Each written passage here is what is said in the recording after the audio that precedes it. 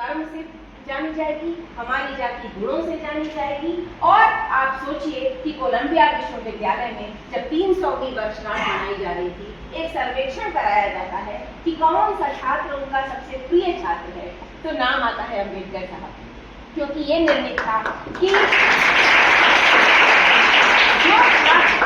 जो छात्र सबसे प्रिय होगा, कॉलेज के मुख्य द्वार पर उसकी आदम तक प्रतिमा लगाई है।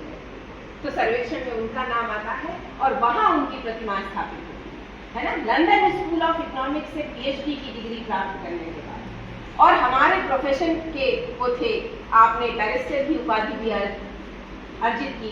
तो इतनी लंबी शिक्षा, इतनी ज्यादा डिग्रियां उनके पास थी।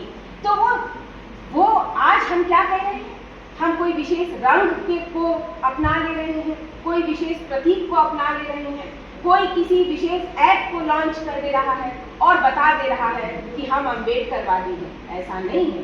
अम्बेडकरवादी होने के लिए आपको सिर्फ उनके ही चरणों पर और उनके ही दिखाए हुए कदमों को अपनाना पड़ेगा। जब वो कहते हैं कि आप पढ़िए पढ़िए पढ़िए और पढ़िए, यानी आप पढ़ के अम्बेडकरवादी बनिए। जो अपने समय में 50,000 किताबों को पढ़ चुके थे, आपके समय में आप कितनी किताबों को पढ़ रहे हैं, ये बड़ा प्रश्न है। तो आज हमने किताबों को पढ़ना बंद कर दिया।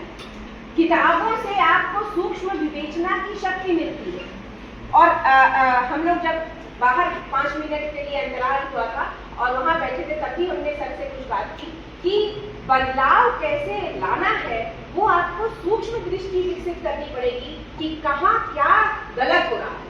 और मैं एक सिंबॉलिक वे में अगर बताऊं तो देखिए, महार जाति, मेहतर का काम, महतारी और माँ, यानी ये जो महतारी वर्ड है माँ के लिए यूज किया जाता है। क्यों? क्योंकि वह बच्चे की गंदगी साफ करती है। तो बड़ी महानता का काम भी उसको दिया जाता है। लेकिन अंबेडकर जी क्या कहते थे, उसको भी समझने की आवश्यकता है। वो कहते थे कि संस्कारों के नाम पर महिलाओं को अंधविश्वासों में जकड़ा जाता है और जिससे वो आजीवन उबर नहीं पाती।